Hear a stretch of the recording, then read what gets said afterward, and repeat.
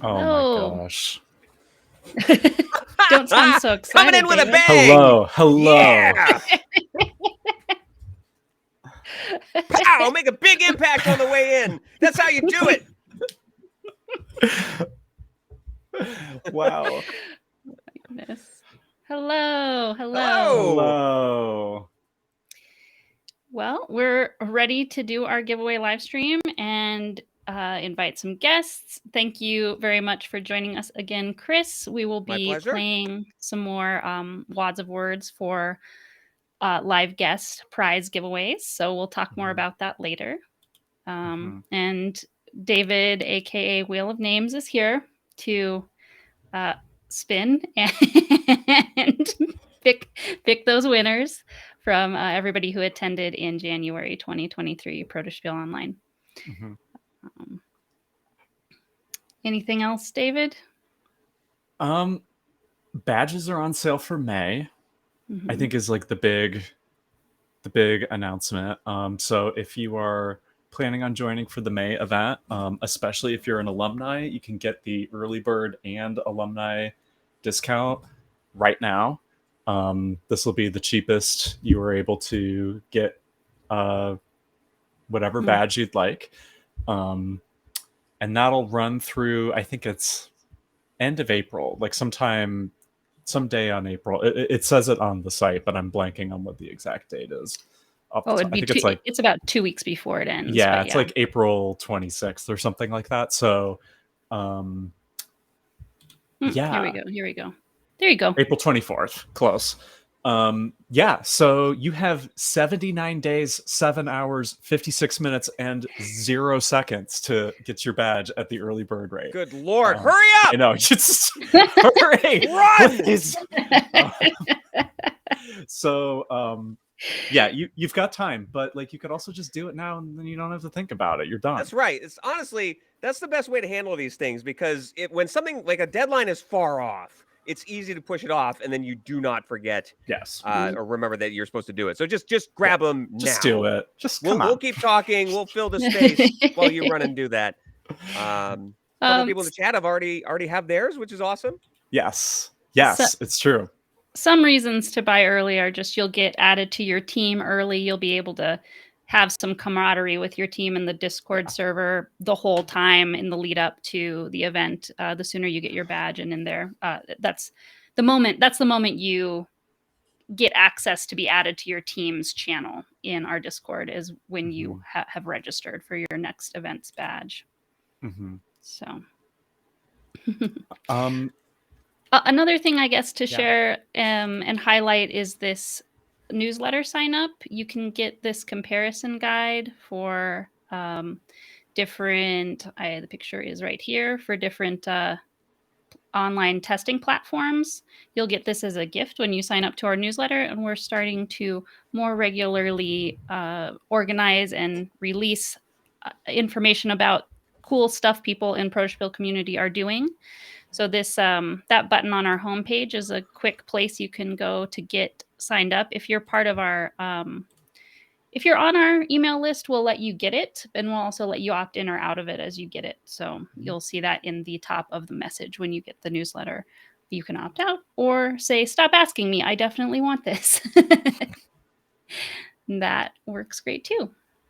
Let me turn this off so you can see. Just in the time that we've been talking, we are now down to 79 days, 7 hours, 53 minutes. And that time is not going to go up. No, so like not once. You're not going to get more time than what you've already got. Do not squander this opportunity. Oh, and your badge, you will have bragging rights of a low single digit or double digit badge number. That's actually, if you want to lord that over people, now's the time to seize that opportunity. Oh, okay. Well, thank you, Twitch. We got to make sure Papa Bezos gets his coin. So run some ads, and then we'll see you all in a little bit. At least we have the warning from the chat helping us out with that. Yeah, because like we don't know when it's happening. That's true. Is it just like a random throw of the dice just whenever that pops up, or? I don't know. Hmm. I think it's different depending on like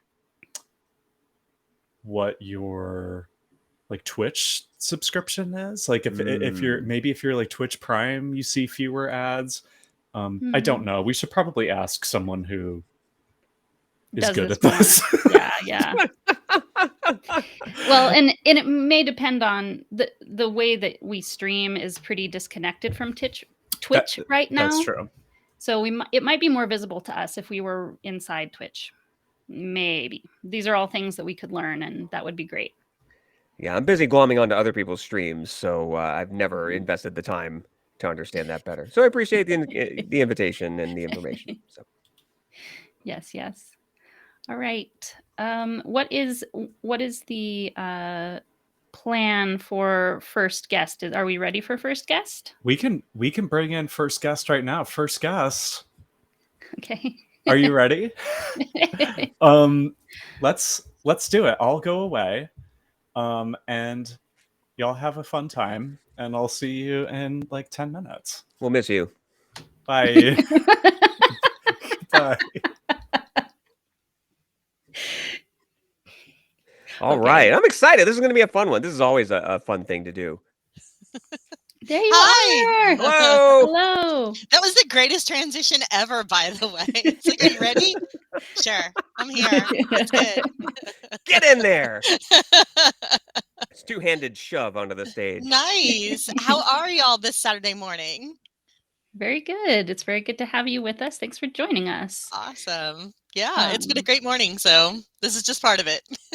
Yay. And we're also excited because we decided to do something a little bit different with your guest spot than we usually do with our guest spots. Since you're starting up Violet Daisy and you have this perspective of publishers, we're going to talk more about the insight from that perspective than per se the perspective on the experience at Protospiel Online from somebody who attended it, but more like kind of outside of Protospiel Online, just general board game industry stuff.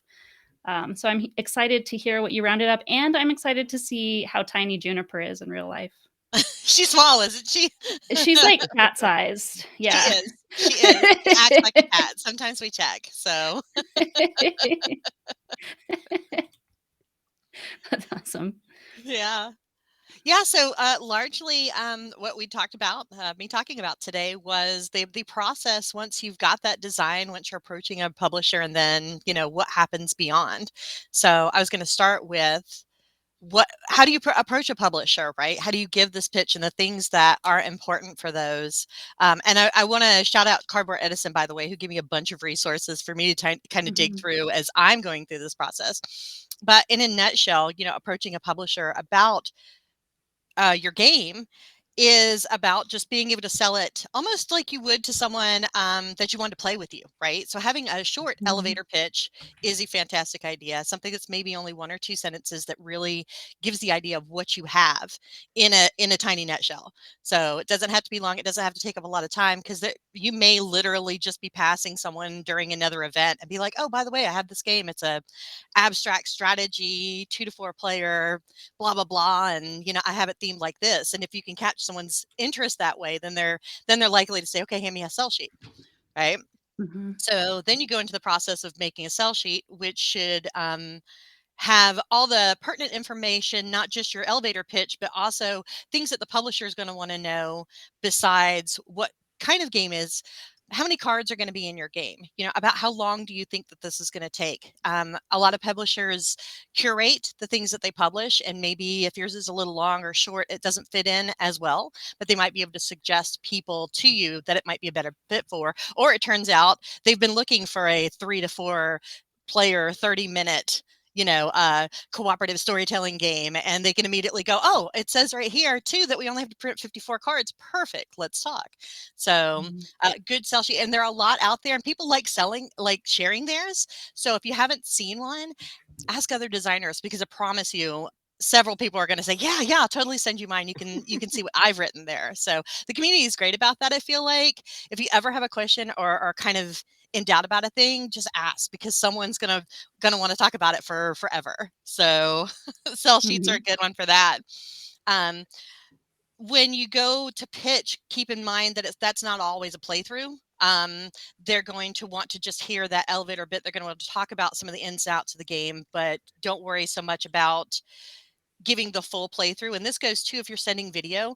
Try and if you have your pitch and you send it out to different publishers, try and have it in a couple of different formats, maybe one written pitch and a video pitch. Keep in mind that once again is not a playthrough. Have that separate, so you could send them a playthrough if they request it, but that pitch again should be relatively short and give them a good idea of the overview. And then they can look at that and go, yeah, we'd love to watch your hour-long playthrough video. But if they've got to go through an hour-long video to kind of pick out what the game's about, that's kind of difficult. So that's largely about pitching.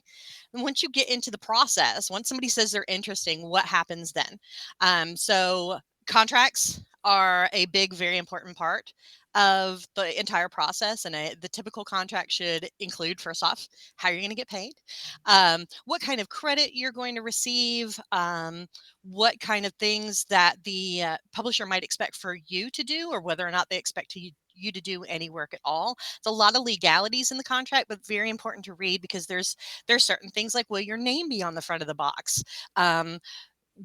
If you get a royalty check, does that go to your beneficiaries if something happens to you? It seems like things that, we could just shake hands and say, you're publishing my game, but these are, this is a financial contract you're entering in with somebody, and you do want to understand what the entire process is. And it's not something we always think about when we're thinking, I have this really cool game and I just want somebody to make it into a thing and then send it out. But are you going to get paid if they turn it into a radio play? Right. So, which I seems would like, absolutely, right? if somebody's thinking about turning a board game into a radio play, Wouldn't that be amazing? I'm in for that. That would be Yeah. fantastic. Yeah, but I mean, board games are getting turned into to movies now, so it's entirely within the realm of possibility that might happen to you. You could be the one.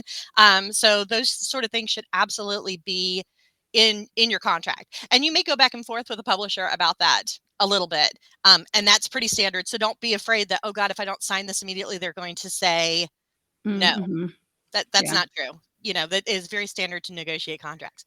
Right. I mean, they've done a lot of work looking Yes. at your game and playing it and doing that. So clearly there's an investment there already, right? Right. Yeah. And they're going to want to work with you. I mean, you can't go in and say, I want 100% of the profit. They're going to, no, but there's usually a little wiggle room on the terms of the contracts. So after this, publisher's going to start working on your game. And this is kind of a hard part for a lot of designers because we have an expression called kill your darling. They're going to want to make changes, most likely. There are very few people working in the industry as designers who can come up with something so perfect that they can immediately just turn it into a game and it's done, it's perfect, it's perfectly polished, and it's ready to go. The publisher is your friend in this, though. They're not trying to work against you. They're trying to create the best product to go to market with. So, and they usually understand what your audience is looking for, what sells well in board game stores, what is more inclined to get picked up in other countries for localization. So these are things to keep in mind when they start approaching you about, okay, we want to make this change, or we're thinking a smaller box or a larger box, or, it's not about you and it's not about necessarily even a failure on your part. They understand that market. They understand the difference in size between a box can make a difference in the price of something, whether or not you can sell it for $20 versus $40 because of the way that people perceive value on the size of a thing. So it seems it's another one of those things that seems very simple, but it's something that the publisher is going to want to work on with you. And so they're not just, not just there saying, oh, your small box idea is bad. They're saying, oh, but it could be, and things like that. Theme comes up a lot. I always encourage people to have a theme when they go in to pitch or test, but maybe not be completely married with it, because maybe the publisher understands that 16 volcano games are coming out in the next 6 months. So maybe you want yours to be volcano adjacent, so it isn't one of the group. So it's important to remember that they liked your game, they signed your game. They're not trying to kill your game. They're just trying to make the best version of your game so it does well in the market for both of you. So and something else, have a small theme, but don't invest a lot into art. the publisher should be paying for the art anyhow, and there's a really good chance that even if you got like what you considered the most perfect art, either Mhm. they have trouble getting a contract with that person, or they're going to have somebody fill in anyway, or maybe it just doesn't fit the style of what they want to produce anyway. So it's a huge investment Mhm. on your part that you may not actually see as a return, because if they don't use the art, they're not going to pay you back for it. So now you've got a bunch of art, and I guess you could design another game around that art, but you probably will continue to see the same problem over and over again. Mhm.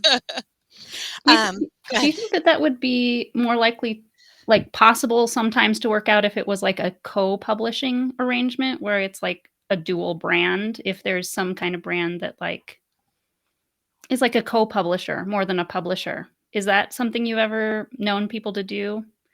Like, you come in instead of as the designer, as a co-publisher?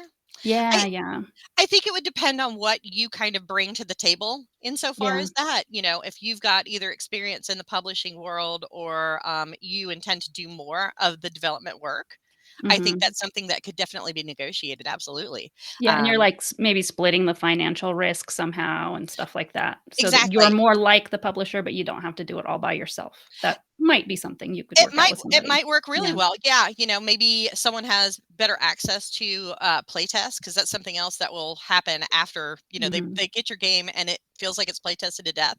You're going to play test it so much more after you just get, and it's gonna be fun though, because they're gonna make a prototype.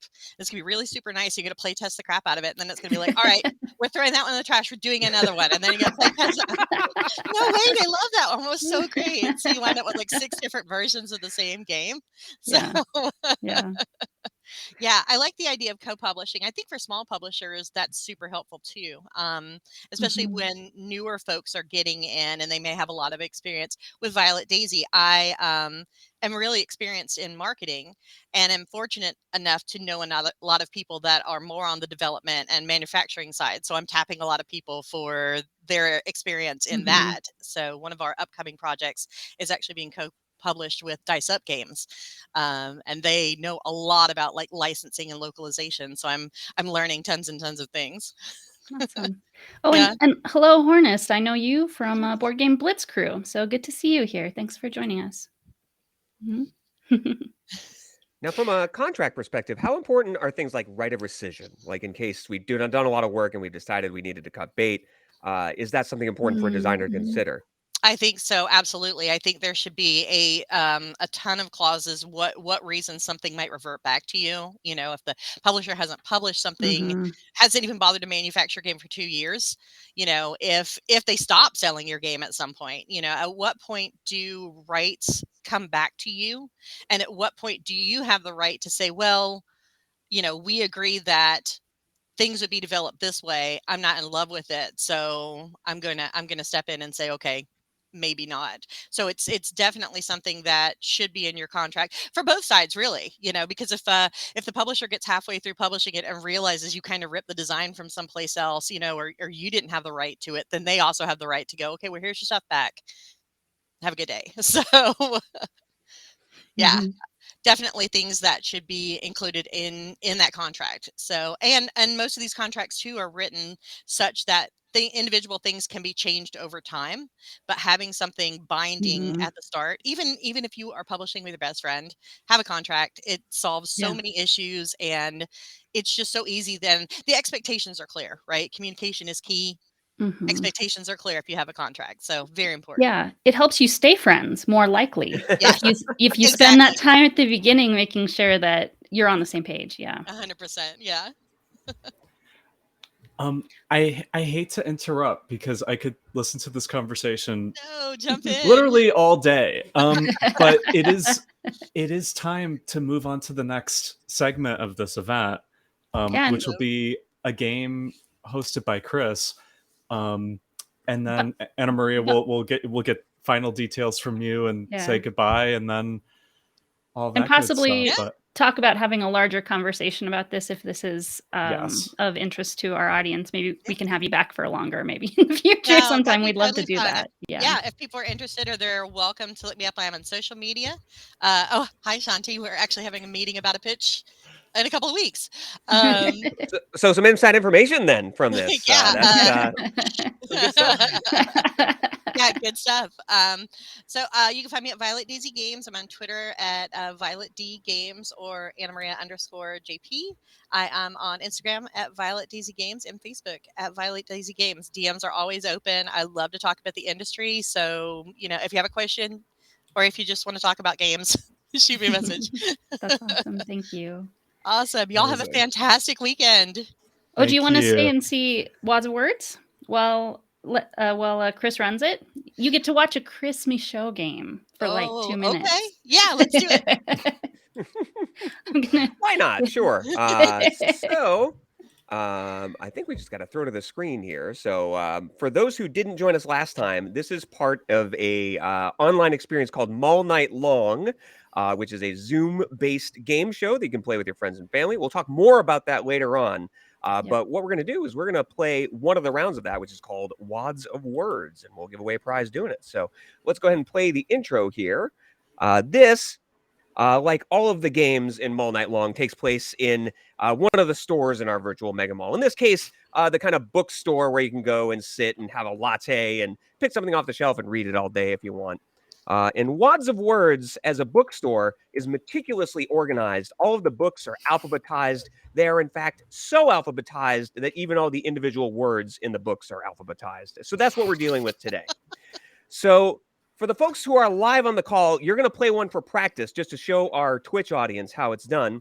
And then we will play one for real for a prize. So I'm going to go ahead and show you a word that I have sorted into alphabetical order. And then I'm going to give you a clue as to what that word is. And all you got to do is tell me what the word is. So if I were to show you this and say, you can usually see her on Wednesday, what do you think the word would be?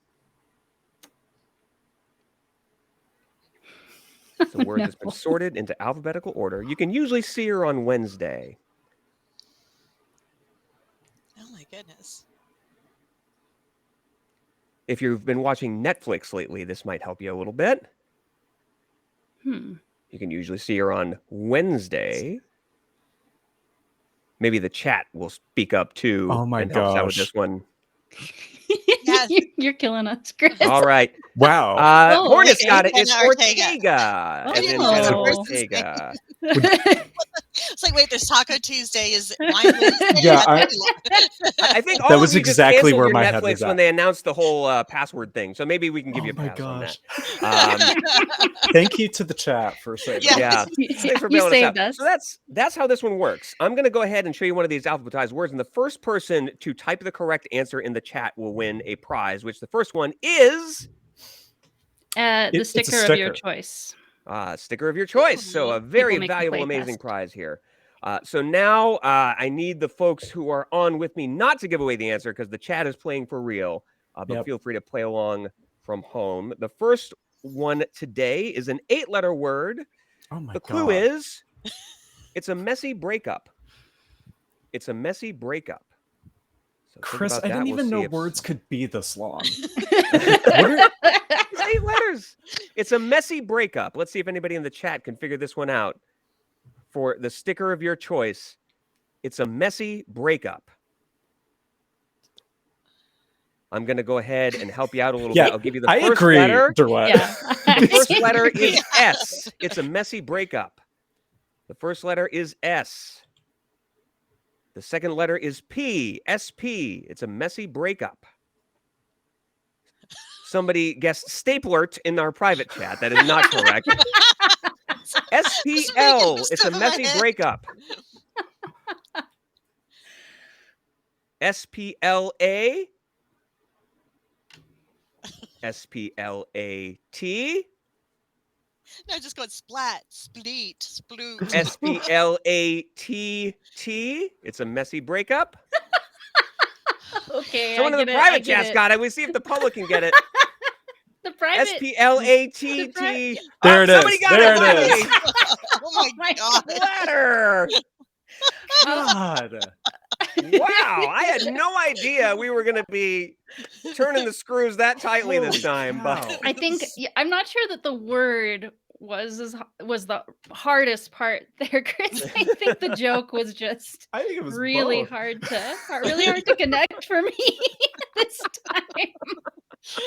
Oh my Ooh, we didn't gosh. play test this, right, Chris? Oh, I've only sold this game like 35 times. But Is this Cow. is this one that's in the no, I write fresh y- clues just for yeah. you. So That's what maybe I'm that one saying. needs to go back to This the writer's Wow. room. clue hasn't been play tested, is what I mean. Um, Yeah. We got 2 more. We'll see if the other 2 are a little bit easier, but that's Oh the my first one. And gosh. congratulations to the missing lint Yes. for the sticker of your That's Shanti, choice. right? That's Yes, Shanti, I that's think. Shanti. Yes. Amazing. All right. Congrats. And we're getting word that we have some channel lag, so we can slow down a little Uh-oh. bit with the clues. So Uh-oh. maybe we'll try that. Okay, that makes sense. Maybe that ad Yeah. is what put us behind. Who knows? Possibly. Well, But that's round 1. We'll play rounds 2 and 3 a little bit later on. amazing. Cool. That was Thanks, amazing. Chris. I kind of love how that crashed and burned, honestly. That's the kind of live TV that you want to make. So That's right. Yes, Well, but yes. We I'm already gonna go did away. Anne Maria's stuff, Yeah. so Yeah. we're ready to say goodbye to you. But we do want to do that real quick. But thank you so much for joining us, and we will definitely see you around the interwebs. Absolutely. See y'all soon. Enjoy your Bye, thank Saturday. you. Bye. Bye. All right. I am going to disappear, and then I will bring on our next guest. Next guest can give me a thumbs up. You ready? Amazing. She's ready. Here we go. All right. Goodbye. Goodbye. Hello. Hello. Welcome, Maya. Oh. Oh, no. Yeah, get me out of there. That's better. The hero spot. Yes, exactly. Yeah, I thought Stapler was definitely the goal there. I was pretty excited about that one. I think if I need a new screen name in the future, I'll keep that one in my back pocket. Yeah. Oh my goodness. I mean, how do I go right after Anna after that amazing talk about That was a great everything? talk. Oh my gosh. Honestly, I think that would be a great panel in the future. Yeah. Yes, absolutely. Well, Maya, it was your first time attending Protospiel Online this last time, so you're sort of coming in from the first time attendee, although you have worked for us a little bit and helped us in the background with cell sheet stuff before, so you just hadn't attended quite yet. And it was great to have you for the first time. Yeah. How was it? It was super fun. I wasn't as exhausted as I thought I was by the end of it. But yeah, like you said, like I did cell sheets before, and I wish I could keep doing it. It's just right now I'm doing college and working and also trying to do game design. It's a little too much. Right. But yeah, really getting to like meet game designers outside of the little like bubble that I'm currently in. Absolutely. It's just incredible. Yeah, getting to like see people who've never seen my game before and get their thoughts on it. Yeah. And get to play other people's games, even play people's games that like I knew, but we never just got the chance to trade each other. Hi, Zoe. Right, like yeah, maybe you've heard their name, but you've never really gotten to be on a live call with them or play their game before. Yeah, exactly. So, I mean, it was really fun. I didn't get to play some of the games, but like seeing people who I looked at their cell sheet last year, or however long that was. And seeing them again and seeing their games. I think Stoked was one of those games. I can't remember the designer's name. Yes, Cardboard Bones. That is me. Yeah, so it was super fun. I've done like online playtesting before, so that wasn't particularly new. But just the whole like nonstop get a pop in, play games sort of thing. Just it made me feel connected to like the greater game design community in a way that it can be difficult to find when you can't make it to in-person conventions and stuff like that, because they're all over on the East Coast and I'm on the West Coast, and that's just how it is. I hear you. Flying anywhere from here in Bangor, Maine is prohibitively expensive. So that's a difficult thing if you're not near one of these major hubs like a Gen Con or a PAX U or something like that. Yeah, absolutely. Yeah. What was fun is, since this was my first like technical online convention, is the last day I went to jump into the like looking for games chat, and I was planning on playing someone else's, but as soon as I did, the mod just pointed at me and was like, "You don't move." I was like, "Ah," and because another person, Yeah. Amelie, had learned that this was my first time, and apparently I didn't realize I was one of the bingo squares. Yes. So they're like, "You are the unicorn of this convention. Stay right here. Someone's playing your game." I'm like, "Cool, like, oh, sweet." Well, and everybody's bingo card is a little different, and it happened that Emily had needed one specific kind of game to finish a bingo pattern, and Oh, we that's knew your game was fulfilled it. So that was fun. That ended up being an amazing playtest. I mean, all of it was amazing, but very glad to get that last one slipped in. Got to do that with Amelie, and I believe that was Jack Rosetree. Yeah. Super fun time. That's going to be a good feeling too, because most of the time when you're trying to get people to test, sometimes it's kind of like we just try it. I know it's kind of half done, but to have somebody say, "You stay right there. I need to play Yeah. your game," that has to be a good feeling. Oh yeah, definitely. And what was really nice is throughout the weekend I was doing a lot of unguided tests because I was trying to get my rule book nailed down for the Cardboard Edison. yeah. And so that playtest, basically, I had come out of another playtest earlier in the day, but I hadn't updated the rule book. And so it was honestly really nice to just like take a break from unguided tests and just like, I'm going to teach you how the game should be played, and just like Mhm. getting to see a full game be played because of that, because the teach doesn't take an hour as people are trying to like learn a game for the first time. Mhm. And so, yeah, really nice to be able to just like have the last one be kind of chill in that regard. And yeah, just such a good time. Such a good time. Anything that you played that wasn't your game that you remember particularly or want to give a shout out to? Yeah, I mean, there's a few games that I really enjoyed. Some of them I do know the designers. So Connor Wake's conveyor belt game is like, gives me brain words. I absolutely love that game. I want that game in person. Incredible, just little like visual puzzle. I'm really interested in games that sort of simulate physics in that way, and so this game has given me a lot to think about.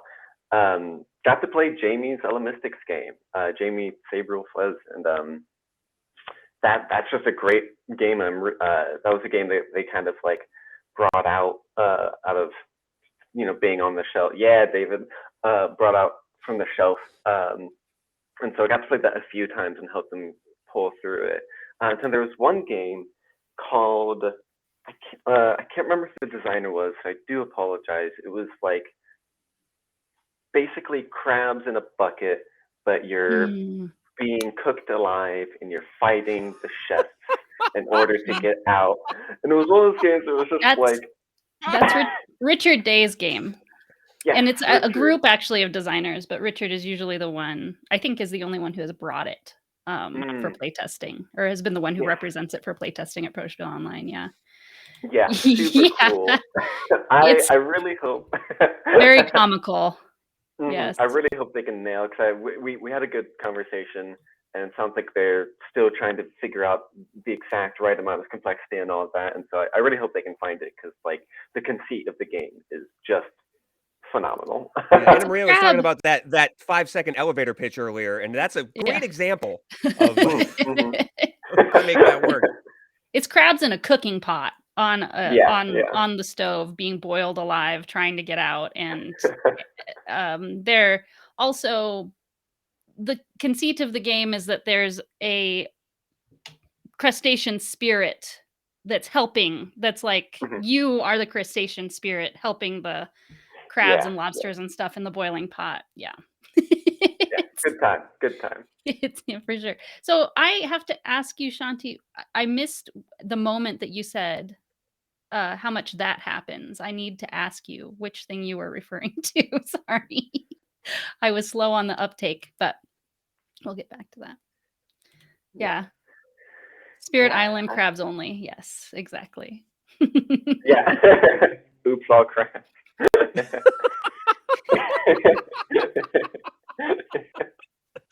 My favorite breakfast cereal, honestly. Yeah. Um, Oh my goodness. Yeah. Awesome. Yeah, such a good time. And it was really wonderful getting to talk with Anna Maria, getting to talk just about publishing, and I personally got to chat a little bit, just like, what do publishers want out of graphic designers and stuff like that, and getting that, because that's something that I eventually want to be able to do, and like, graphic design for games. And that's just not a conversation that can easily come up outside of something like this, outside of conventions. And I think it was really nice getting that bit of experience, to be able to make connections in that regard and ask questions in a way that, like I said, if you can't go to an in-person convention, like, obviously you can do that so much more potentially, because there's just so many shoulders to bump against. But having those little places, I got people excited before they've even met you. Oh, Yeah, that was what Shanti was talking, sending love to about your story. Yeah, I think because Protospiel Online is a convention about showcasing and playing only unfinished games, you get to be the headliner, Oh, yeah. And also that people are fighting you to be like, no, you need to put your game up because I want to play it. Right? Because they've heard other people talking about it and that sort of thing. Yeah. Yeah, like at a regular convention, it's like, please take Scythe off the table. I have a prototype I need to get tested. Yeah. I'm pretty sure that was David's entire weekend. Oh gosh, I felt so bad like on that last day. Well, everybody likes to embarrass David because everybody David doesn't overdo how much he brings his games, and he won Cardboard Edison for roommates, and a lot of people haven't gotten a chance to actually play it yet, but they've heard a lot of people talking about it. So it's kind of like if he does post it and looking for a game, everyone descends upon it and makes a big deal. Definitely a beast that has fed itself. Like, I don't think David has done a single thing to try to really hype that game up. It's ridiculous. No, and people are picking on you. Basically, they're hyping it for on him you like because wild crabs. It makes you uncomfortable. I know. I want to play the crab game. Stop making me playtest roommates. I want to play the crab bucket game. Yes. Awesome. Yeah. Well, I hate to crash the party, but we've got a wheel of names to spin. Oh, I'm excited for this part. This is fun. I don't think you've joined us for one of these. I don't know if crap, I just messed it up. Okay. So this is like a pretty good introduction to how this works. By far not the worst thing that's happened so far. So we're gonna spin this wheel. It's got let's see, 499 entries on them. On it. Most of them are Derwent. So we're gonna spin the wheel. Okay, this way. The Price is Right style. And someone is going to win. We're gonna do it 2 times. People will win. The first one will be for a Protospiel Online gift card, which will cover your badge for the next event, or you could save it for a future event. And then the next one is a $25 gift card for a game store retailer of your choice, sponsored by XYZ still? Are they still the ones giving that, helping us out with that? Yeah. 2 questions. I'll give them credit for it, for sure. Yes. Great. They have been our standby sponsor for that. Yes. Okay. Great. So on the count of 3, we will spin. 1, 2, 3. Here we go. Who's it gonna be? It's slowing down. It's Zoe Allred. I don't know. Giannis. It's not Giannis. which is shocking. But anyway. Giannis. Okay. Upset victory. But Unbelievable. congratulations, Giannis. Yay. So now I will remove Giannis. Hold, please. Good to see how the Are we sausage able is to make made. bets? What's that? You want to Are we make this able to make- interesting? Yeah, let's like Like- put some money down. Who thinks gonna? Here's spin number 2. All right, 1, here we go. 2, 3, spin. Here we go. We'll settle this over under while it's slowing down here. Right. Who's it gonna be? Colin Stratton, congratulations. Amazing. That's the Wheel of Names. We're gonna come back for even more of that. Do you like that? That was incredible. Buckle up. We're gonna keep spinning all day long. Let's just keep going. I'm addicted now. This is a good point that Derwent makes, is that we don't have to make it possible for Derwent to earn over 100 entries. This But we is do. true. We do. This is true. We do It's it a anyway, generous even though we don't organization. That's how it works. have to. I'm gonna go away while y'all say goodbye to Maya. Okay. Actually, no, I'll stay because then we'll do Chris's thing. So I'll stay Sure. as we say Sounds goodbye good. to Maya. Bye. So, This yeah, was really you fun. you haven't told us where people can find you if they want to know what you're up to and all that. Oh yeah, I'm pretty much just on Discord. So obviously I'm now on the Protospiel Discord. I'm pretty active on the Break My Game Discord community and the Building the Game podcast. They have a Discord community. I'm very active there. So, BTG, represent. yeah. So you'll see me 10 either as years Maya and or running. Cardboard Zone. So Okay. yeah. Yeah. Awesome. Well, thank Awesome. you for joining us. Yeah, See thank you around. Goodbye. Bye. How do I leave? You're just shoved out the door You can't leave by on the your Wheel own. of Names. We'll, Oh, okay. we'll help you. It's like, Sorry. Goodbye. Kick me out. Do it. Would have been funny if we just held that shot for another like 90 seconds or so, but Why are you just to still make it here? Just trolling Maya. Amazing. Leave already. Jeez. I think, well, David and I both have the see you out the door button access. Yeah, and yeah. Sometimes I think we're not sure. We don't want to stumble over each other. Yeah. if you both press it at the same time, the whole stream melts down. So Exactly. Right. you got to be very The whole careful. thing logs off. Yeah. Chris, who are Hi. you and what do you do? Hi. I used to be a guy in the board game community. We did the Flip the Table podcast years ago, still well remembered. But these days, I do virtual game shows online, and the program that I run right now is called Mall Night Long. It is a 2-hour experience where you can get your friends together on Zoom, and my job is to make you feel like you are on a television game show where you're running through a mall, you're earning money and prizes for your team. There's 7 different games. All of them, I assure you, play tested. If you buy a game from me, you're buying something where somebody has solved each question at least once. So it is possible. Mhm. unlike the garbage I brought today. But It wasn't garbage. It was funny, but yeah.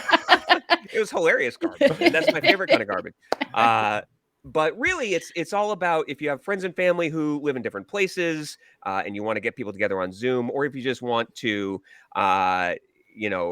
do something a little bit different. If you're a fan of Jackbox games, for example, it's like a Jackbox game that talks back to you with a live host that helps guide you through the whole thing. And I'm actually having a little bit of a sale right now, which I'll tell you about. I think we can watch a little video to give you a flavor of what the game is like, and then I'll talk about that on the Whoa. other side. Okay, we'll see you in a second. Sure.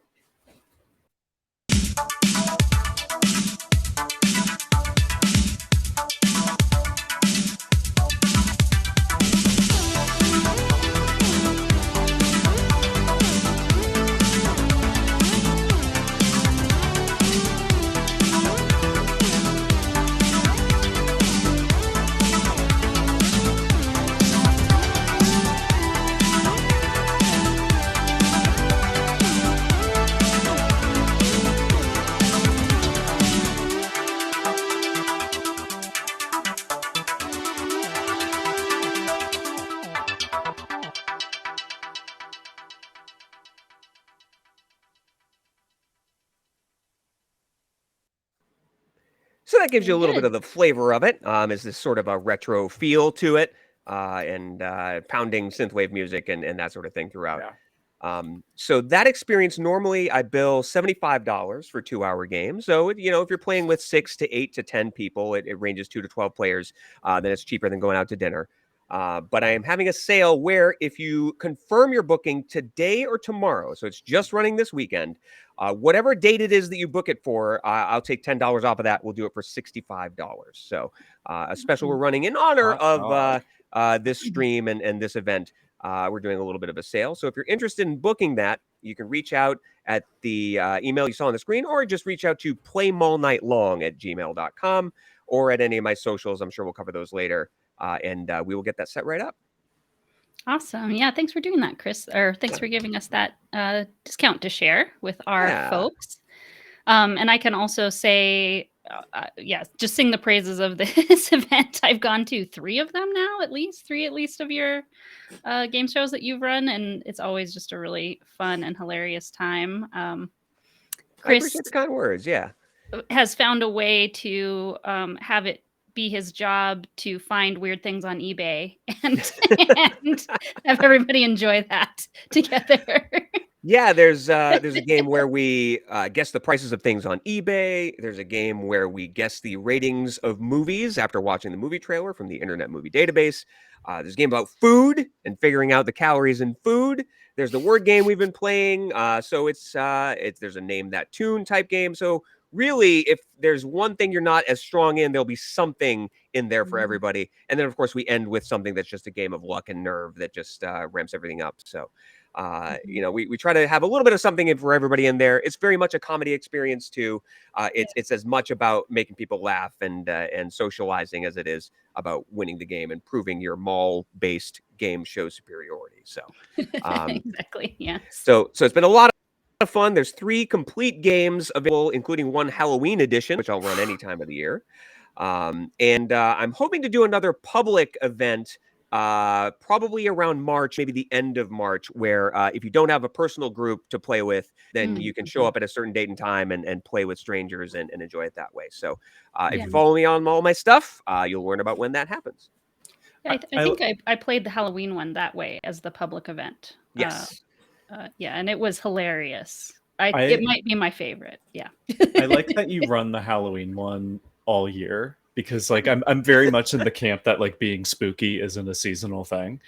Right. You can enjoy Halloween, and frankly, your money spends every time of the year. So, if you want to celebrate Halloween on Arbor Day, I'm not here to judge. I am your game show host any time of the year. So there's also the fact that Halloween time can get really packed for people, right? That's true. That's true. Yeah. Like if you have other things going on, you might not be able to squeeze something like that in. But if you have a sort of drought of spookiness in your life in the middle of the year, then we can give you an injection. So I need that.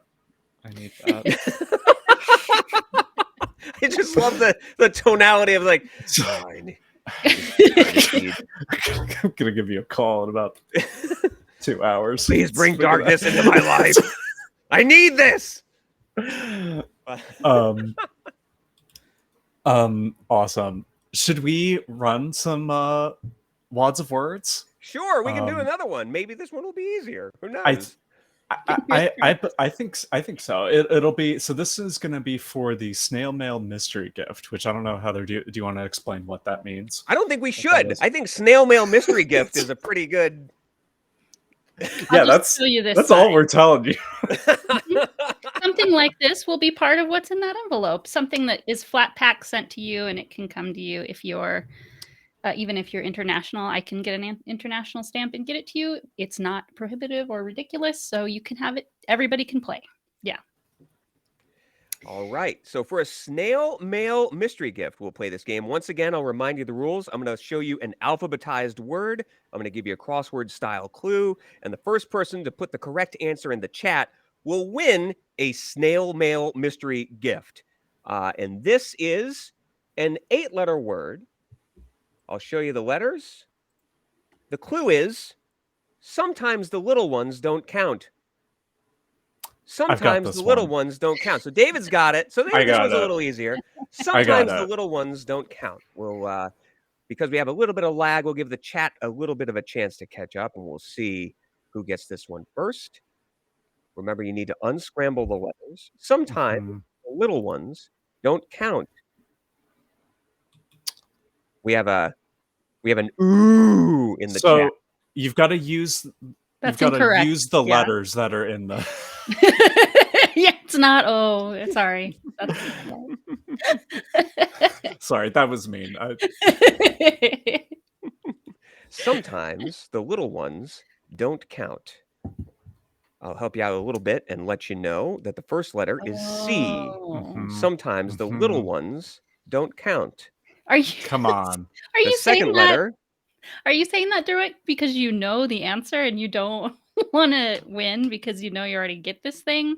I believe you were on the winning team for the Shout Out of Palooza prize who get this anyway. So maybe you're being nice. You're like, I know, but I'm not going to say. Yeah. All right, I'm going to start spelling it out, and then we'll see if anybody gets it. Sometimes the little ones don't count. CH.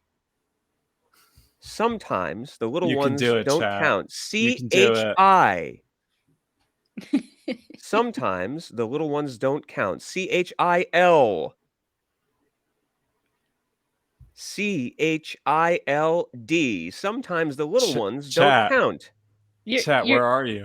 Well, like they said, there's a little bit of a lag. So A little bit of a that's lag. Right. That's additional right. letters given slowly, maybe. Yeah. Someone's poking the chat. CH. Oh, There we we got go. it. Z Bessler gets it. It is children. Sometimes the little ones don't count. Particularly if they're 6 or 7 months old. They're usually not counting yet. But they'll get there eventually, I'm sure. So that is for the Snail Mail Mystery Prize. I hope you enjoy your Snail Mail Mystery, Z Bessler. Congratulations on solving word number 2 in Wads of Words. And I'll tell you that when we play it in the real game, those are a little bit more rapid fire back and forth. You get about 10 seconds to solve it, but you also have more people on your team to help you out. So, Right. so And we there's do a chance usually to steal. The other team has a chance to exactly. steal. So there's 2 teams playing throughout the game, and in games like that, if somebody doesn't get it in 10 seconds, the other team gets a few seconds to try to steal it away. So a mix of those type of rapid fire games, and then more thoughtful ones where you discuss with your team what you're going to guess and go from there. Good stuff. We are actually, if everyone's ready, Z Bessler is about to join us. Oh, wow. So we can congratulate Z Bessler live. That's amazing. What an amazing coincidence. So I'm going to go away and we'll bring on Zach. And I will see you all soon.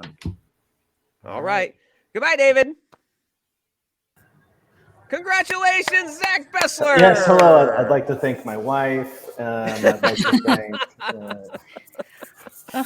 Oh, it's so funny where you are, Zach. Looks like my college campus. Yeah, so I'm not at home. I don't have nice pillars in my own home. I'm in Bend, Oregon on a little bit of an adventure, but just stopped at a coffee shop to say hello to everyone here. Awesome. Well, thank you for joining us. Now, you're somebody who's been coming. Your most recent visit was not your first visit. I can't remember when your first visit was. I know you've come at least twice. I have. I think I've come 3 or 4 times. So I went this past January. The last time I went before that was the January previous to that, because I have a 1-year-old now. Gotcha. Speaking of children, and that has sort of taken some time. So I have missed several Protospiels in a row. But I went to January. I went to 1 or 2 before that as well. Yeah, you have, before this time, you had been bringing Justified, right? That's right. Yeah. Okay. Yep. With a newspaper 50s themed game, which the name is definitely going to change. I think it's a very clever name, but it's not a good name. And those can be different sometimes. Yes. Tile laying, laying out your newspaper columns. Mm-hmm. Yeah. Mm-hmm. Yeah. But more recently, you have a completely new idea that I really want you to tell everybody about, because it's just super so Dreams and Beyond, which is also definitely going to change because the theme is not really super relevant here, and I've just themed it to make it more interesting to play test it, essentially. But Dreams and Beyond I've been calling it a progressive children's game. So it starts out as the very first game that your child can play. When they're 3 years old and they're not putting quite as many things in their mouth anymore, you can break this game out and start playing with them. Once they, learn how to take turns, they don't flip the board when they lose, some of these like basic things that you want to have your children learn when playing board games, you can then go to the next stage. And it adds a couple more components, a couple more rules. And each stage has like a list of milestones that can help guide the parent through that stage and say, when they can do these things, they're ready for you to unlock the next stage. In my mind, I'm imagining it like a legacy adjacent sort of experience where there's a hidden box and you don't even know what the next stage is and you're excited to get into it and more bits and rules. And, each stage adds just a little bit. So it's really easy to get that child up and running to the next stage. There's not a bunch of rules that they got to learn. And all the while, it's teaching them a bunch of basic board game mechanics so that by the time they're, in middle school or whatever, and you're ready to like bring them into one of your more favorite meaty games, like they've learned a bunch of those mechanics already through this, progressive kids game. And you said, I don't want to buy games and get rid of them for my 3-year-old. Yeah. So which seemed like a really good point, actually, to me. I was up at like 3 a.m. feeding my child, who I think at the time was like 5 months old. And I was just thinking about board games because, I'm like the rest of the people watching the stream, I'm sure. And I was just saying like, I'm going to have to like buy Candyland and then play that for like a year. And then like, what do I do with it when I'm done with, and then it's like another game that I'm going to play for a year. And I was just sort of lamenting the idea of that, like clogging up a little bit of shelf space, in my collection. And that's kind of where this idea was born. Mm-hmm. Yeah. And I didn't play test this. I hung out with you while I was doing my get myself ready for the day activities like breakfast and stuff, but I knew I couldn't really participate, but I watched and listened to the conversation. And one thing I said is that it's not only children who need to learn all the mechanics. And I think some adults, if they could start in the middle of the progression, also could benefit from something like this. So. Yeah, and I've play tested it a bunch with my in-laws who are they're not board game people. They enjoy board games. They've played Catan with us a bunch of times. But that was actually like a really great play testing experience too, because, the first 2 stages, those were like kind of too easy for them. But like some of the earlier, later stages, like the middle stages, they really got into those. And then we kind of hit a point where it's like, okay, this is like a little too board game for them, Interesting. And so it definitely had, even if it wasn't, I want to teach my like older in-laws board games, but like I've got a game that I can say like, okay, like I think it's going to be stage 5 for these folks. And I can break out stage 5, So that's like an interesting kind of use case for it as well. Yeah. I would be really excited for that because it's one of my just life goals to indoctrinate, evangelize into board games. And if you throw people too far in the deep end, it doesn't work. But if you can figure out how to tune it to where they are, meet them where they are, it's a lot more likely that they're going to have questions or actually play progressively harder games. Yeah.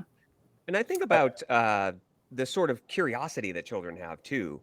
And I can't think of a lot of legacy style games for younger kids. And you would think that that would be a thing by now because kids love opening up surprises and they love discovering new things. You think about, how many surprise eggs and blind bags and advent calendars and things like that are out there. So the idea that, kids could explore a board game in that way and get that sort of surprise and delight is such a wonderful idea. Do you think it would be hard for kids to wait? Yeah.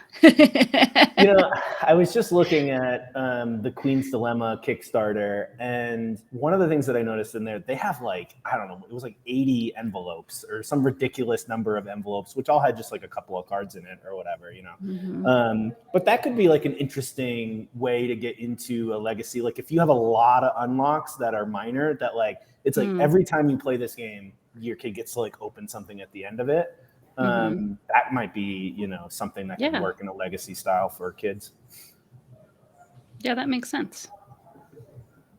So what about other things that you got to see or play or stories from this last time, or in general. This is the first time you've come and been our guest, so you could also talk about the first time you came if you still remember. But Oh, sure. I mean, Yeah. I'll briefly talk about that, I guess. I recall coming at the first time, and I saw some folks that were new this time around talking about this as well, and like imposter syndrome is like something that's sort of an important concept to me in general. And I remember feeling like pretty severe, like, oh God, like what am I, this is like my first time I've ever gone into this space and play tested my game. And I sort of just bought this on a whim.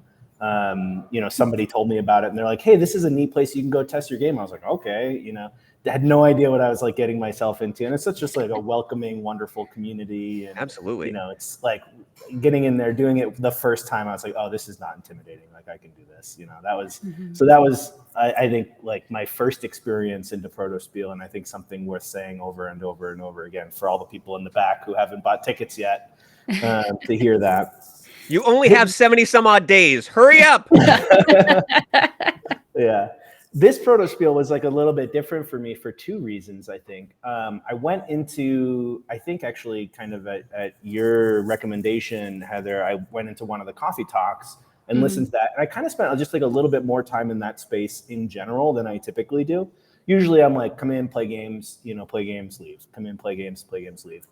Had some really great conversations with one of the hosts there about behavioral mental health, which is something we were like both passionate about. For like a while, we were the only two people in coffee talk, Was that known? That was known. Yeah. I'll real quick give a shout out that Known has a online community that he's launching right now. You'll see about it in our newsletter if you follow it. But yeah, what Zach is saying here about Known is like kind of Known's magic, and he has his own community you can join called Feel a Human. Go on. Yeah. And I work in behavioral mental health space for a tech company. And so we chatted about that for a while. That was really, kind of unique to my Protospiel typical experience.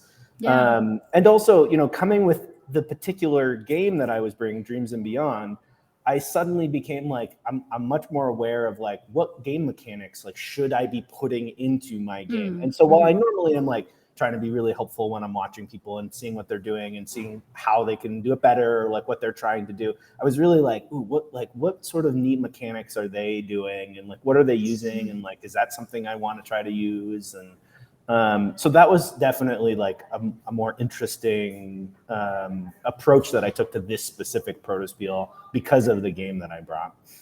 Yeah, that's cool. Yeah, I guess my the bingo sheet that I've made, I also is partially about that, like focusing on mechanics and paying attention to like learning the names of mechanics, especially for new people or people who are only playtesters, because that's some of our jargon, right? But and it is jargon on the bingo card, of course, but you can ask, what does this mean? You realize that there's a word for you to learn, right? Yeah, I was just trying to Google it till I got the name right.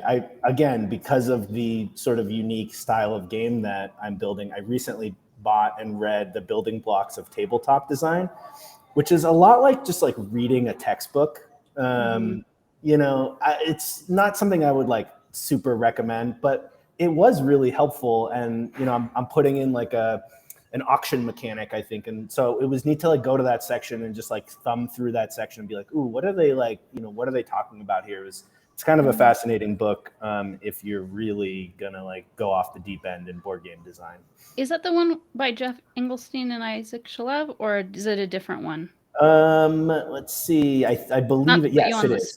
Okay. Yeah, I couldn't remember if that was exactly what the title was. And it's, I think, maybe kind of written to be a reference book. Like you can just read it cover to cover, but maybe the more intended use is just to have it available on your shelf.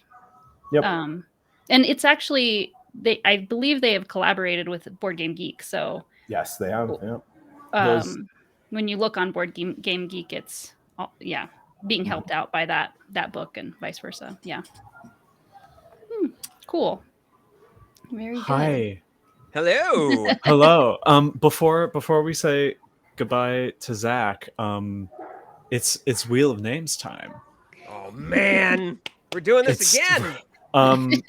So Zach, I don't know if you saw this when we did it last, but You know what time it is. I gotta shift my seat, get into position here. Yeah.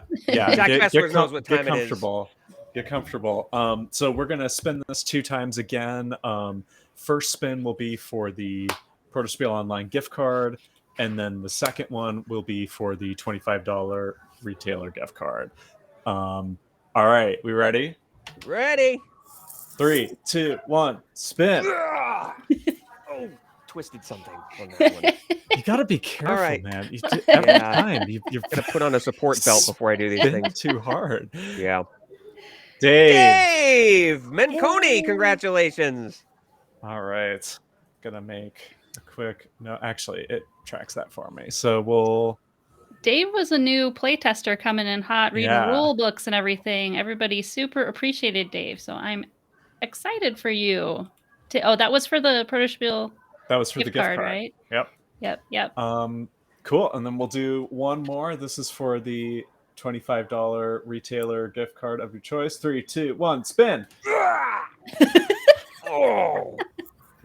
Okay, I'll send you. I'll DM you a nice pack. Aspirin Chris. after There it is. Went. Justice is finally served. So check True. this out. Here we go. Now we're gonna, just because this will be fun for everybody to see. Just gonna pull all of these. It's gonna take a minute. Yeah, hold on, everyone. Look at this. Please. So now we're gonna be able to actually. Oh well, it's still pretty small. Yeah, But there we go. You can actually read some of the names you can, now. you can that was tell their well earned, words. Irwin. Yeah. Well done. Awesome. Cool. Congrats. Yeah. Thank you, Zach. Of Thanks for course. joining. Mm-hmm. Where can we find you and your games and all your stuff online? Yeah, I'm working on a designer website. I am a website builder by day, so at night it's often something I don't want to do. So I'm putting it off. But you can find me at the next Protospiel. Amazing. Me. That's. I see you, Zach. And we will see you next time. We're so excited to have you back. I can't wait to play this whatever this like thing ends up becoming. Yeah, who knows? Like, Maybe I'll call it something different next time. It's such a cool idea, and I'm so excited about it. So yeah, thanks again for joining, and we'll see you soon. Course. Thank you for having me. Zach. Awesome. Bye. Nice to meet you. Congratulations. Cool. I think our next guest is here. Can you give me a thumbs up if you're ready? All right, he's ready. So I'm going to say goodbye again, and we will have on our fourth and final guest. Here he comes. Whoa, suddenly disappeared. Hello. Bye, David. Hi, David.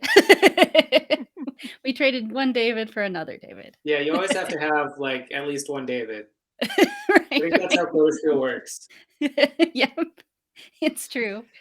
I don't know what it is, but there are a lot of Daves and Davids in our community for sure. But it's great to see you. We were talking about the community newsletter, and you've just joined to be a helper on that. So if you did see the newsletter that came out, surprise, surprise, it was actually David talking to you instead of me for the first time. Yeah, here I am. So appreciate that, David. But it's been great working on getting that all sorted out with you. So thank you very much. And I don't know, we have a few different things we could talk about with you. I might let you lead the conversation, but we have a Kickstarter you recently had release and new games that you've done since then too. So I'll let you kind of decide what you want to talk about with your Protospiel experience. Oh, yeah, I mean, my game Where's My Ride? Like I brought to Protospiel a long time ago. And it's now going to be released hopefully this year. There was a Kickstarter that funded in November. Congratulations. And, it's being published by Slugfest Games. So they're just getting all the like final files off to the printer, and then once that all gets taken care of and it gets shipped back to the US, it'll be out. So that's very exciting. And yeah, like Protospiel was definitely like the thing that like made that game happen for me for sure. I like had some kind of like ideas that I wanted to work with. So it's basically originally it was like a spy game where you were like answering respond or like deciding between like two kind of weird things and making an association between those two things about like how they relate to a different location. So it'd be like an igloo and like a muffin, like which one is more like the school or something if you were like at the school. So that was kind of, but it was like I was trying to make it into a spy game, and I remember at Protospiel like playing it super late at night on like the Sunday like after Protospiel was already over, but like everybody was still there. There was like this huge crowd of people, and yeah, I remember in particular, I think like Andy was like, I was like, this game is too much like Codenames. Like I'm just doing the same thing as Codenames. And Andy was like, well, just change the theme. And that was like, to me, this was like, I wasn't very experienced with game design by that point. And so that was like, oh yeah, I could just do that.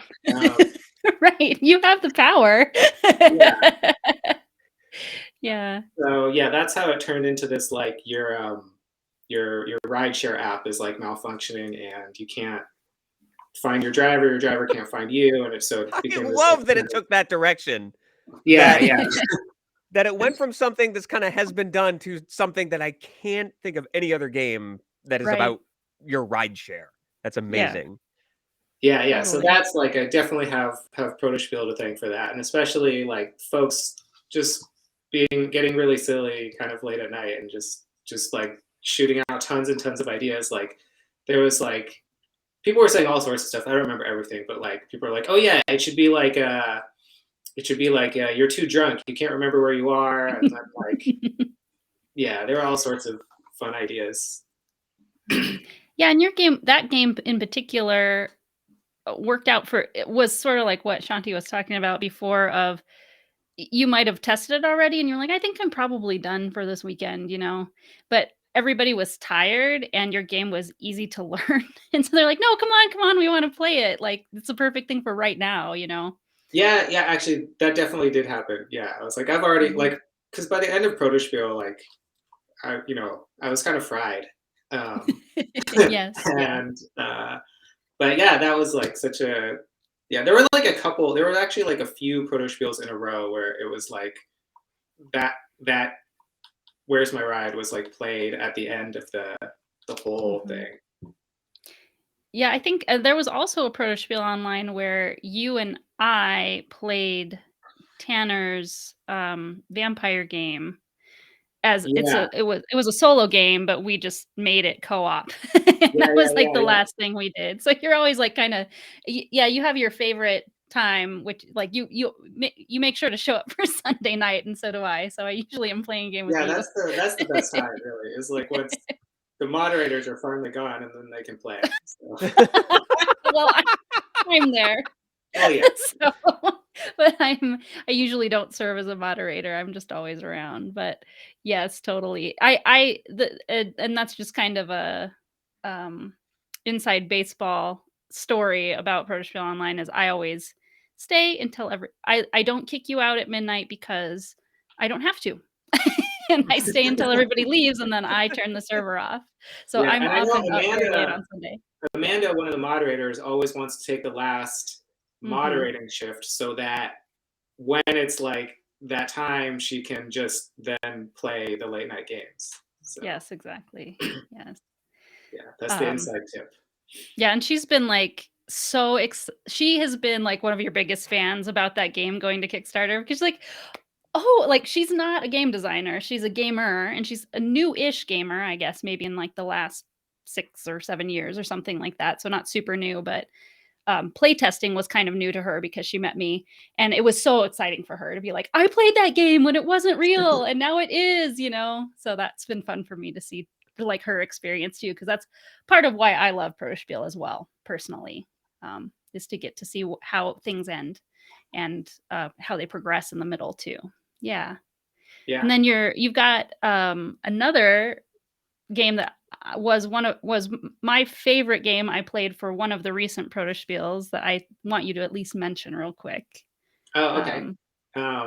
Yeah, so I have a rock climbing game that I'm working on. It's called Climb On, and you're like designing a rock climbing route, and then you have a bunch of different climbing moves that are on like transparent plastic cards. It's like a silhouette of like a climbing move. And so you've assembled like an indoor rock climbing route that has like holds in different places, and then you try and like fit the moves onto the route that you've built. And so you're kind of like twisting and like flipping over those cards for this like kind of weird visual spatial puzzle.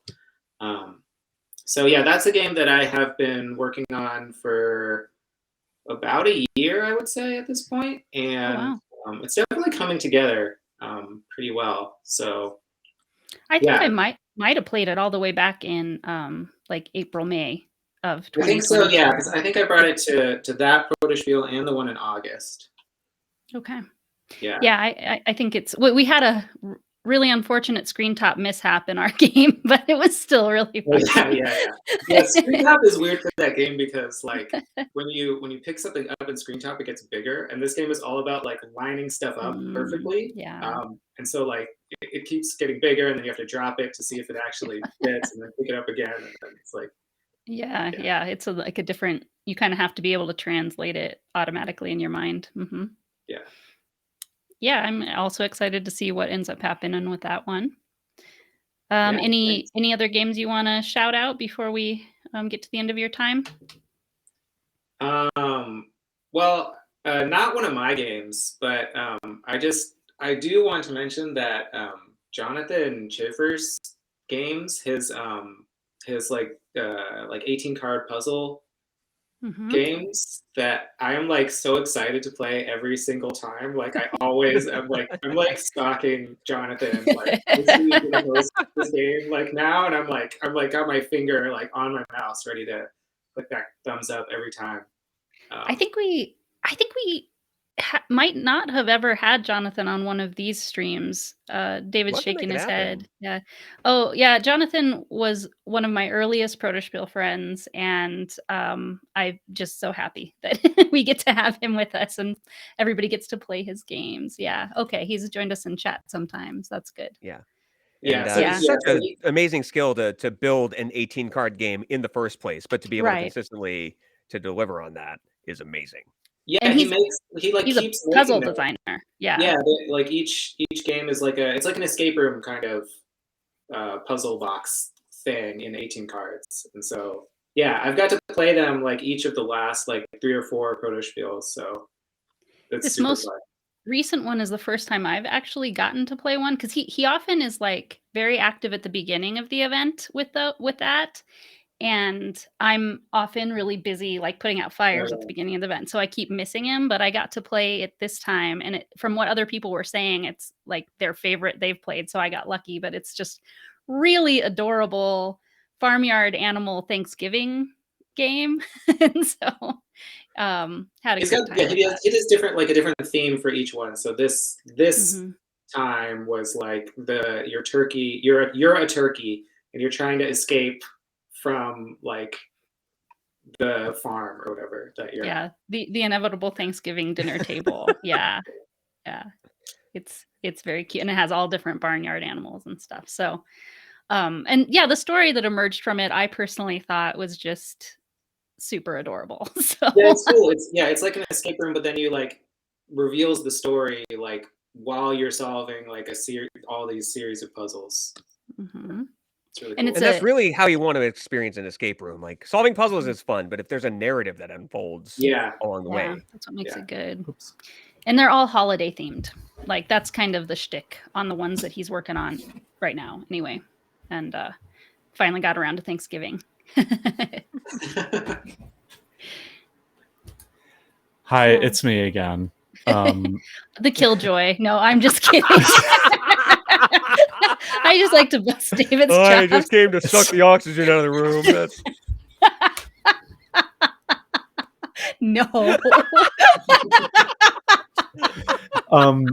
I am so sad that I haven't played any of Jonathan's games, because every time I hear people talk about them, like, it sounds like it's exactly the kind of thing I'd be obsessed with. I'd love to try one, and I'm actually like sort of glad I haven't had a chance to play test one, so I could just like play the finished, like, released ones. But yeah, they sound awesome, and we should definitely have him on here. Yeah, the one this time felt pretty close to finished. I mean, we had feedback, but usually, yeah, though all of them that I've played have been pretty close. Yeah. Well, another thing that is finished and ready to go is another round of Wads of Words. Oh man, finished but not tested. Let's So this will be the third and final Wads of Words, and this time we are going to be playing for a People Make the Playtest t-shirt of your choice. So if you've been watching and you're like, wow, look at those t-shirts, where could I get one? You get over possibly my lower third. You could get one for free right now. May I recommend berry? It's my favorite color. Yeah, they're like a million different colors. And they're soft and comfy and good quality, which you don't often get with these types of shirts. So that is also true. That is a genuine endorsement. I love that shirt. Yeah. So Chris, take it away. Sure. Just to remind you, I'm going to show you an alphabetized word. I'll give you a clue. First person in the chat to correctly tell us the word will win that t-shirt. This is an 8-letter word, and the first two were a little tougher. I feel like this group might have an easier time with this one. We'll find out. Here we go. The clue is, it's usually a little testy. It's usually a little testy. So we've got some lag, we know, so we'll give some people a little time to think about it. The clue, it's usually a little testy. And maybe one of these smart people in the chat will win a t-shirt by entering and unscrambling this word in the private chat. Oh, we got an answer. Brent Soft Games says prototypes are usually a little testy. There we go. Wow. Congratulations. Oh my gosh.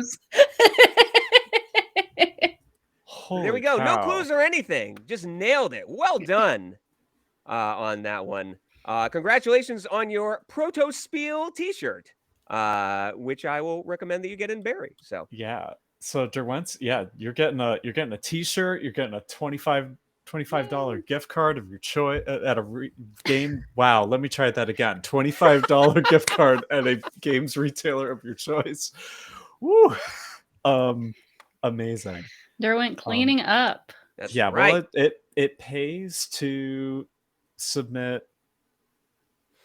to the games and to show up. Yeah. And to show up. So it pays to show up. That's the lesson we've all learned. There you go. Just be there. Just try to be there. Yeah. Let's hear from you, David. Where can people find out about what you're up to online? That's tough because I have a fake name on Facebook and not really anywhere else. So just whisper into your pillow at night and maybe David will show up. Not me though. You are around on you have Discord. I have Discord. Yeah, you can find me on Discord for sure. If you find me in the Protospiel channel. And if you read your Protospiel newsletter, you'll see. I'm there. That's my biggest online presence at the moment. So. Wow. Yeah. And part of you doing that is you'll have a byline, and that'll be clickable with whatever you want to show people that you're up to right now. So yeah, that's true. Right now, it will send you to the Kickstarter page for Where's My Ride, which the Kickstarter's over, but you can still pre-order the game. So awesome. Yeah. Incredible. Awesome. This is our last, you're our last guest, right? So Yeah. we're just gonna say goodbye to everybody after we say goodbye to you. Okay. Well, we'll do one more wheel of names, or spin the wheel of names 2 more times, and then we'll say goodbye, and that's it. We are right on schedule, y'all. This is Holy like, cow, we did it. I've been keeping a tight ship this time. Awesome. Well, We'll yeah, eventually get one of thanks these so right. much. Thanks so much, David Kessler, for joining us and for making the admin area confusing and with which David we're talking about. It's perfect. Yeah, thanks so much for Happy having to me. Chris, I don't think that I really have met you before, but it's nice to meet you. It's a pleasure to meet you as well. Absolutely. Thanks for hanging out. Awesome. Bye, David. Bye. See ya. All right. All right. Fun stuff. We're going to spin some That's wheels. not what I We're going want. to reshuffle Oh, some yuck. windows. Yuck. There it have is. fun with the switcher. Terrible. All right. Just cycle through all the settings. We'll see what they all look like. It'll Here be we fun. go. This is the one I Alrighty. wanted. right. So we're going to spin this 2 more times. First one will again be for the Protospiel Online gift card. So who's winning a gift card? Hold, please. Oh, you have to say 1, 2, 3. Yeah. I have to find my tab first, though. Where did it go? Where did my tab go? We're just so committed to this bit. There we go. All right. 3, 2, 1. Right. God. Let's see who's coming up next. It is Grant Van Nostrand. Very Congrats. nice. Congratulations, Grant. All right. That's a fair number of entries for Grant. Pretty That's well in sizable. Grant is another late night game bringer. Oops. Oh, we're Well, spinning again. sorry, No, I accidentally just doing spun. it. The entire thing is like a click surface. So it's... I love that the last spin. Zoe, congratulations, Congrats, Zoe. So that one, Zoe was just making fun of the previous winner and now has won. So if you've learned any lesson from that, it is to just be bitter all the time, and good things will come to you. That's we almost Congratulations, made it all Zoe. the way through without a technical difficulty. And honestly, if out of all the technical difficulties that could have happened, that was minor. So very minor. that's a pretty good one. So I'll take that as a win. Amazing. That's it. That's all we've got scheduled. Should we say goodbye and give our closing thoughts and feelings? Yeah, like I'll just real quick call out some things we talked about before, just as our closing. So I mentioned the Philly Human membership to actually let you see the link. Here it is. So this is a place where I'll give you a hint. I'm in it and I participate in like weekly highs and lows and such. So it's a not game place, but it is a be friends and support each other place that is really awesome in my life. So I'm very happy for Known, and Known's one of our moderators at Protospiel Online. So you also can find him there when you come. And then our badges are on sale again. I will show you. We'll check and see how the countdown has progressed since then. Since we talked about it before. Yeah, there we go. So that's now, like an just entire 79 days, 6 hours, and 29 minutes left. That's like an entire hour and a half less time than when we last checked it. Funny how that happens. It's like just frittering away. My heart is pounding, although it may be because I've drank like 48 ounces of coffee during this. I don't think that's it. I think it's the ticking clock. You're right. It's definitely the ticking clock. Yeah, May 5th through 7th. Generally, that's our plan. First weekend of May when we'll do those springtime Protospiel Online. So same deal. 3-day weekend. Am I a hummingbird? I'm not sure I can flap my wings quite that fast. Maybe like 75% as fast. So you might be making a slight humming sound though, right? Yeah, that's more RF interference than anything. So so we're real excited to have everybody back in a few months. And really excited to have all of you join us, and so happy to get to give you so many prizes for sure. Prizes are fun. That's right. Always. Good stuff. All right. Is that it? I think that's it. I think we got to do socials, right? Got to tell people. Oh, where yes, to find socials. people? Yes, thank you. Yeah. Socials. Why don't Chris, you go first, Chris? Sure. You can find me on Twitter at TableFlipsU. You can find me in the Building the Game Discord. Flip the Table Chris there. Facebook.com/MallNightLong if you want to learn more about the game, or PlayMallNightLong@gmail.com if you want to inquire that way. So all those places are good places. So. Awesome. We are Protospiel O everywhere on Instagram and Twitter, and we have a Facebook page with Protospiel O as well. And what about you, David? I don't know. Is that a harder question than it used to be? Yeah, it's harder. I mean, I'm like technically on Twitter and Mastodon, but I don't really use either of them anymore. I'm mostly on Discord now, in the Protospiel Online Discord, Break My Game, Building the Game, and then my own server, which I'm possibly going to be opening up in a more public way in the next few months. So if you want to stay tuned to things that I'm specifically working on and just like general stuff I like, that'll be a cool place to hang out. Yeah. When it's really time, we can help you. We can probably put it in the newsletter and where we're sharing when you're ready. Just let us know. There you go. And in the meantime, if you have questions, you can just write them down and put them in the chat next quarter when we do this again. Totally. Just save them for the next couple of months, and Exactly. and I'm sure we can address them there. Exactly. So. Awesome. Amazing. Okay, well, you two, thanks so much for co-hosting this with me, and thanks everybody in the chat for joining you. It was really fun spending some Saturday afternoon time with you. At least always a pleasure. In the US. Thanks, y'all.